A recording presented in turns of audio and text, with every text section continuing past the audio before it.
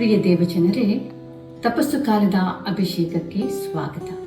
ಇಂದು ನಾವು ಮಾತನಾಡಲಿರುವ ವಿಷಯ ಸ್ತುತಿ ಮತ್ತು ಆರಾಧನೆ.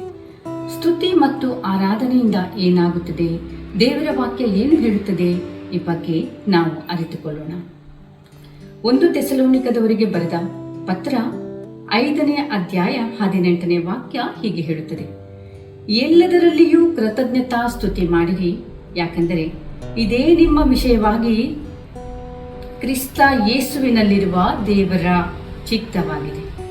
ಹೌದು ಪ್ರಿಯರೇ, ನಾವು ಸ್ತುತಿ ಆರಾಧನೆ ಮಾಡುವಾಗ ಏನಾಗುತ್ತದೆ, ದೇವರ ಕಾರ್ಯಗಳಿಗಾಗಿ ಕೃತಜ್ಞತೆಯನ್ನು ನಾವು ಕೊಡುವುದು. ಅಂದರೆ ದೇವರು ನಮಗೆ ಮಾಡಿದ ಎಲ್ಲಾ ಕಾರ್ಯ, ಅಂದರೆ ಒಳ್ಳೆಯದು ಕೆಟ್ಟದು ಏನೇ ಆಗಲಿ, ನಾವು ದೇವರಿಗೆ ಸ್ತುತಿಯನ್ನು ಸಲ್ಲಿಸುವುದು.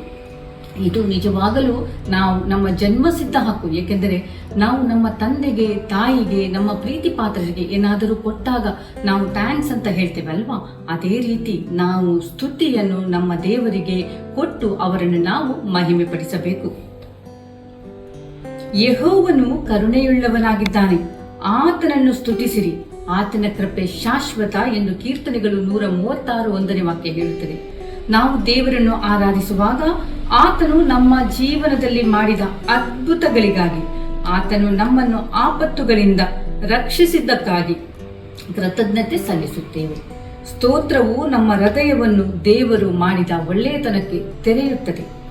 ಆರಾಧನೆ ಏಕೆ ಮಾಡ್ತೇವೆ? ಆತನ ಸ್ವರೂಪಕ್ಕಾಗಿ ಆರಾಧನೆ ಮಾಡ್ತೇವೆ. ಅಂದರೆ worship, adoration for who he is.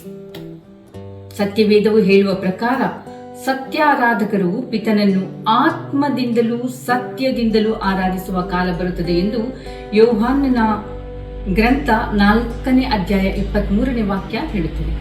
ಆರಾಧನೆಯು ದೇವರ ಅದ್ಭುತಗಳಿಗಾಗಿ ಮಾತ್ರವಲ್ಲ, ಆತನು ಯಾರೆಂದು, ಅಂದರೆ ಆತನ ಗುಣಗಳು, ಹಿಸ್ ಕ್ಯಾರೆಕ್ಟರ್, ಹಿಸ್ ಹೋಲಿ, ಮರ್ಸಿಫುಲ್, ಆಲ್ಮೈಟಿ ಗಾಡ್, ಇದೆಲ್ಲ ತಿಳಿಯುವ ಒಂದು ಕ್ರಿಯೆ.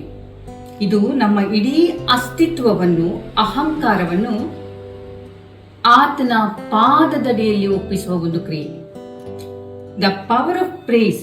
ನಾನು ಎಲ್ಲಾ ವೇಳೆಯಲ್ಲೂ ಯೆಹೋವನನ್ನು ಕೊಂಡಾಡುವೆನು, ಆತನ ಸ್ತೋತ್ರವು ಯಾವಾಗಲೂ ನನ್ನ ಬಾಯಲ್ಲಿರುವುದು. ಇದು ಕೀರ್ತನೆ 34:1-3 ಹೇಳ್ತದೆ. ನಮ್ಮ ಜೀವನದಲ್ಲಿ ಎಷ್ಟೇ ಸಂಕಷ್ಟಗಳೂ ಬರಲಿ, ನಿರಂತರವಾದ ಸ್ತೋತ್ರವು ದೇವರ ಶಕ್ತಿಯನ್ನು ಬಿಡುಗಡೆ ಮಾಡುತ್ತದೆ. ನಾವು ದೇವರನ್ನು ಸ್ತುತಿ ಮಾಡುವಾಗ, ಆರಾಧಿಸುವಾಗ ಆತನ ಶಕ್ತಿಯು ನಮ್ಮ ಮೇಲೆ ಇಳಿದು ಬರುತ್ತದೆ. ನಮ್ಮ ಎಲ್ಲ ಸಂಕಷ್ಟಗಳಿಂದ ನಮ್ಮನ್ನು ಪಾರು ಮಾಡುತ್ತಾನೆ. ಅಷ್ಟು ಮಾತ್ರವಲ್ಲ, ಎಲ್ಲ ಸಂಕಷ್ಟಗಳಲ್ಲಿಯೂ ನಮಗೆ ದೇವರ ಕೃಪೆಯು ದೊರಕುತ್ತದೆ. ಇದು ಸೈತಾನನ ಶಕ್ತಿಯನ್ನು ನಡುಗಿಸುತ್ತದೆ ಮತ್ತು ನಮ್ಮ ನಂಬಿಕೆಯನ್ನು ದೇವರಲ್ಲಿ ಹೆಚ್ಚಿಸುತ್ತದೆ. ಆತನ ಮೂಲಕ ನಾವು ಸ್ತುತಿ ಯಜ್ಞವನ್ನು, ಅಂದರೆ ಆತನ ನಾಮವನ್ನು ಒಪ್ಪಿಕೊಳ್ಳುವ ತುಟಿಗಳ ಫಲವನ್ನು ಯಾವಾಗಲೂ ದೇವರಿಗೆ ಅರ್ಪಿಸೋಣ.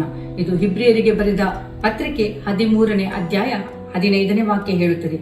ಕಷ್ಟದ ಸಮಯದಲ್ಲೂ ನಿರಾಶೆಯ ನಡುವೆಯೂ ದೇವರಿಗೆ ಸ್ತೋತ್ರ ಮಾಡುವುದು ಒಂದು ಶ್ರೇಷ್ಠ ಬಲಿ.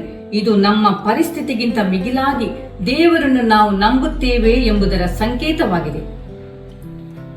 ಪರಿಶುದ್ಧ ದೇವರೇ, ನಿನ್ನ ಅದ್ಭುತ ಕಾರ್ಯಗಳಿಗಾಗಿ ಮತ್ತು ನಿನ್ನ ಪವಿತ್ರ ಸ್ವರೂಪಕ್ಕಾಗಿ ನಾವು ನಿನ್ನನ್ನು ಆರಾಧಿಸುತ್ತೇವೆ. ದೇವ, ನಮ್ಮ ನಾಲಿಗೆ ಯಾವಾಗಲೂ ನಿನ್ನ ಸ್ತುತಿಯಿಂದ ತುಂಬಿರಲಿ.